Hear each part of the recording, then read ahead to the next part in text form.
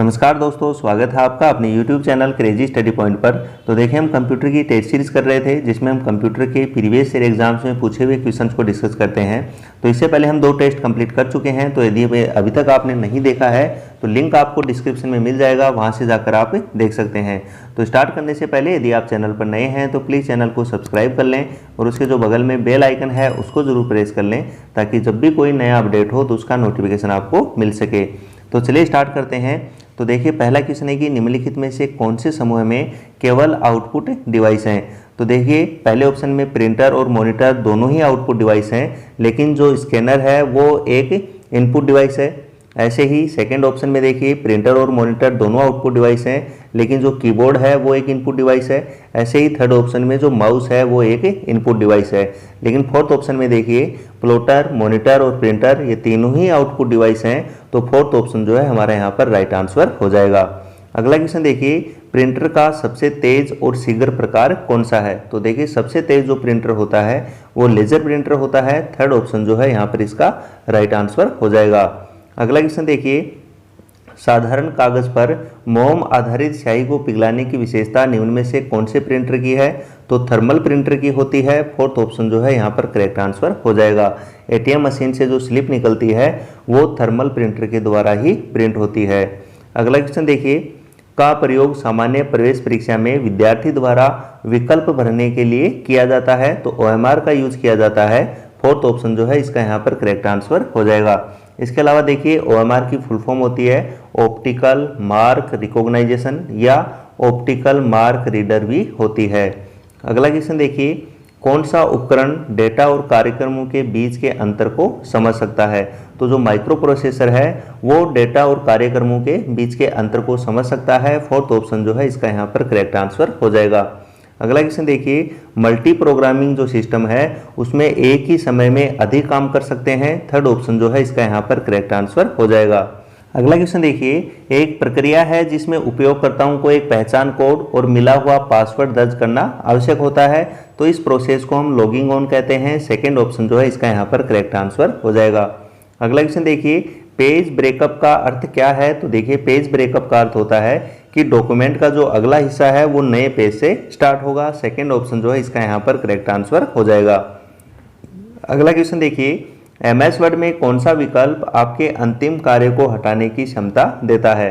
तो देखिए, undo command की सहायता से हमने जो भी लास्ट टाइम में वर्क किया है उसको हम हटा सकते हैं। सी ऑप्शन जो है इसका यहाँ पर करेक्ट आंसर हो जाएगा। अगला क्वेश्चन देखिए, इनमें से कौन सी फंक्शन की स्पेलर को सक्रिय करती है। तो देखिए, F7 जो है वो स्पेलर को एक्टिव करती है। सेकंड ऑप्शन जो है इसका यहाँ पर करेक्ट आंसर हो जाएगा। अगला क्वेश्चन देखिए, IBM का पूरा नाम क्या है। तो देखिए, IBM की फुल फॉर्म होती है इंटरनेशनल बिजनेस मशीन। तो सी ऑप्शन जो है इसका यहाँ पर करेक्ट आंसर हो जाएगा। अगला क्वेश्चन देखिए, DOS का पूरा नाम क्या है। तो देखिए, DOS की फुल फॉर्म होती है डिस्क ऑपरेटिंग सिस्टम। तो ए ऑप्शन जो है इसका यहाँ पर करेक्ट आंसर हो जाएगा। अगला क्वेश्चन देखिए, कंप्यूटर को रीबूट करने के लिए निम्नलिखित में से किस कमांड का प्रयोग किया जा सकता है। तो देखिए, कंप्यूटर को रीबूट करने के लिए Ctrl+Alt+Delete की का यूज किया जाता है। फर्स्ट ऑप्शन जो है इसका यहाँ पर करेक्ट आंसर हो जाएगा। अगला क्वेश्चन देखिए, निम्नलिखित में से किस कमांड का प्रयोग पूरे डॉक्यूमेंट को चुनने के लिए किया जाता है। तो देखिए, यदि हमें पूरे डॉक्यूमेंट को एक साथ सिलेक्ट करना है तो उसके लिए हम Ctrl+A का यूज करते हैं। फर्स्ट ऑप्शन जो है इसका यहाँ पर करेक्ट आंसर हो जाएगा। अगला क्वेश्चन देखिए, कोई विशेष कार्य को करने के लिए निम्नलिखित में से किस बटन का प्रयोग अन्य बटन के साथ संयोजन में किया जाता है। तो देखिए, जो मॉडिफायर कीज होती हैं या जो कॉम्बिनेशन कीज होती हैं उनका यूज जो है वो हम किसी और बटन के साथ करते हैं। तो इनमें से देखिए, जो मॉडिफायर की या जो कॉम्बिनेशन की है वो कंट्रोल है। तो फोर्थ ऑप्शन जो है इसका यहाँ पर करेक्ट आंसर हो जाएगा। अगला क्वेश्चन देखिए, MICR में C क्या दर्शाता है। तो देखिए, MICR की फुल फॉर्म होती है मैग्नेटिक इंक कैरेक्टर रिकॉग्नाइजेशन। तो यहाँ पर जो C है वो कैरेक्टर को दर्शाता है। फोर्थ ऑप्शन जो है इसका यहाँ पर करेक्ट आंसर हो जाएगा। अगला क्वेश्चन देखिए, निम्नलिखित में से कौन एक वेब ब्राउजर नहीं है।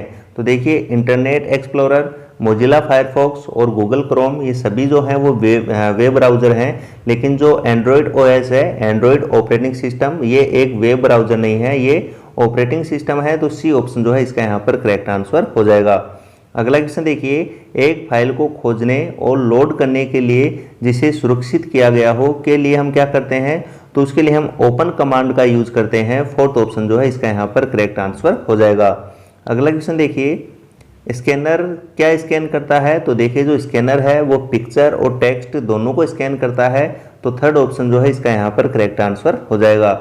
अगला क्वेश्चन देखिए, सीपीयू की गति मापी जा सकती है, तो देखिए सीपीयू की जो गति है वो हर्ट्ज में मापी जाती है और हर्ट्ज की जो बड़ी इकाई है वो गीगाहर्ट्ज है, तो थर्ड ऑप्शन जो है इसका यहाँ पर करेक्ट आंसर हो जाएगा कि सीपीयू की जो गति है वो हर्ट्ज या गीगाहर्ट्ज में मापी जाती है। अगला क्वेश्चन देखिए, एक फाइल को जिपिंग का अर्थ क्या होता है, तो देखिए जिपिंग का अर्थ होता है कि जो भी हमारी फाइल या जो मैसेज है उसको कंप्रेस करना जो है वो जिपिंग का अर्थ होता है। सेकंड ऑप्शन जो है इसका यहाँ पर करेक्ट आंसर हो जाएगा। अगला क्वेश्चन देखिए, रंग में उच्च गुणवत्ता वाले ग्राफिक निकालने के लिए आपको किसका यूज करना होगा, तो प्लॉटर का यूज करना होगा। फोर्थ ऑप्शन जो है इसका यहाँ पर करेक्ट आंसर हो जाएगा।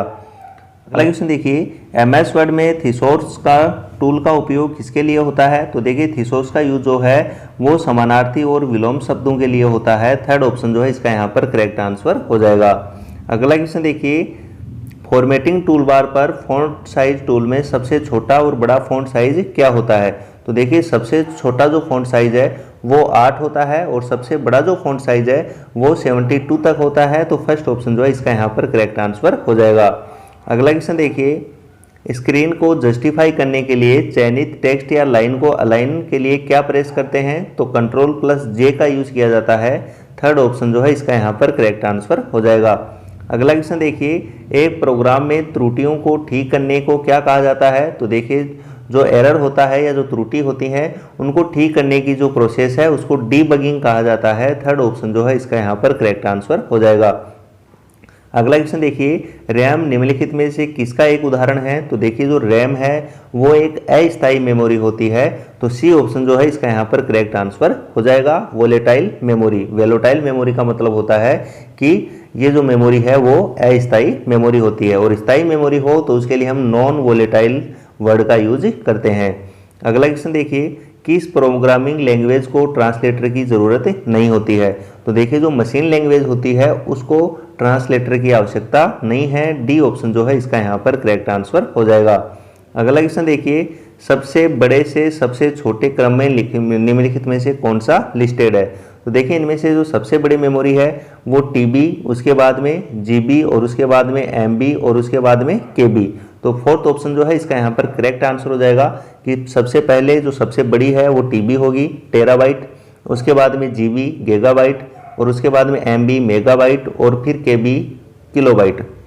अगला क्वेश्चन देखिए, कंप्यूटर निम्नलिखित में से कौन सा कार्य नहीं कर सकता, तो देखिए इनपुटिंग, प्रोसेसिंग, कंट्रोलिंग ये सभी कर सकता है, लेकिन जो अंडरस्टैंडिंग का कार्य है वो कंप्यूटर नहीं कर सकता। डी ऑप्शन जो है इसका यहाँ पर करेक्ट आंसर हो जाएगा।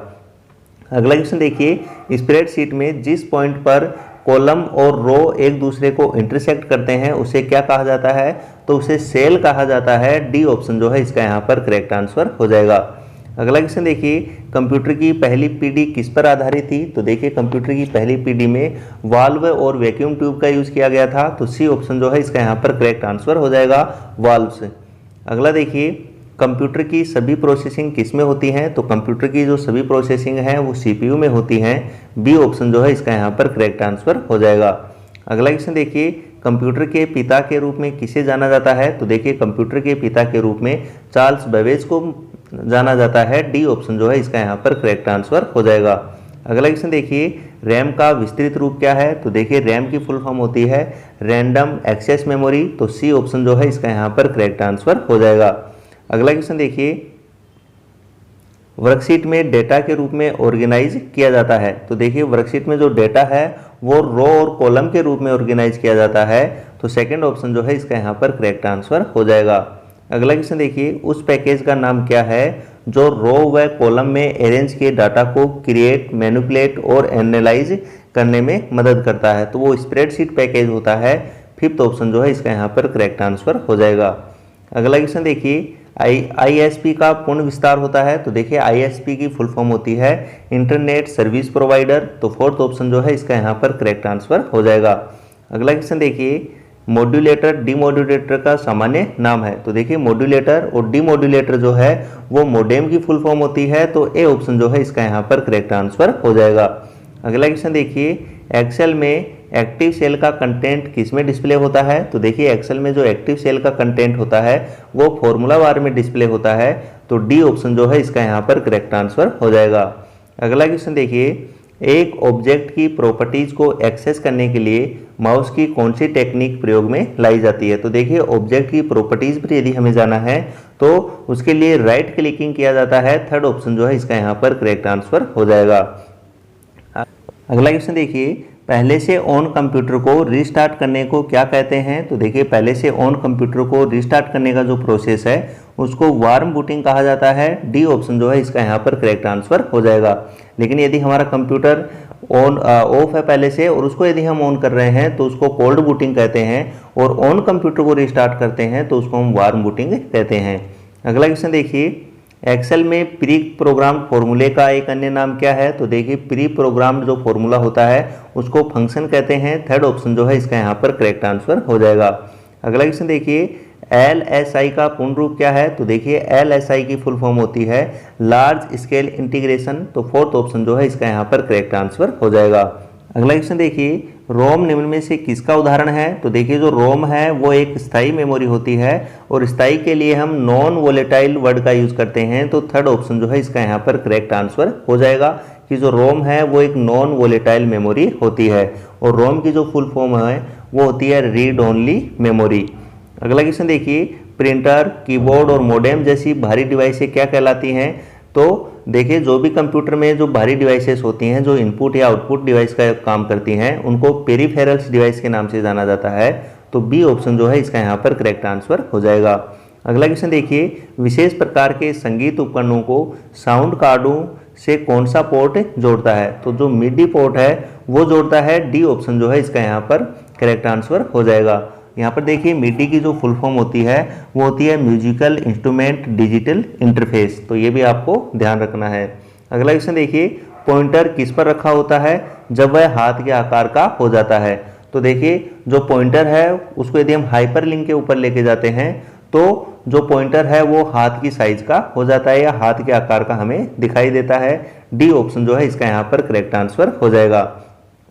अगला क्वेश्चन देखिए, आंशिक रूप से पूरी की गई वर्कबुक को क्या कहते हैं जिसमें फॉर्मूले और फॉर्मेटिंग तो होती है लेकिन डाटा नहीं होता?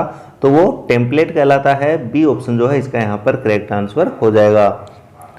तो ठीक है दोस्तों, यदि वीडियो आपको अच्छा लगा हो तो ज़्यादा से ज़्यादा लाइक करें, शेयर करें, और यदि आप चैनल पर नए हैं तो प्लीज़ चैनल को सब्सक्राइब कर लें और उसके जो बगल में बेल आइकन है उसको जरूर प्रेस कर लें ताकि जब भी कोई नया अपडेट हो तो उसका नोटिफिकेशन आपको मिल सके। Okay, thank you.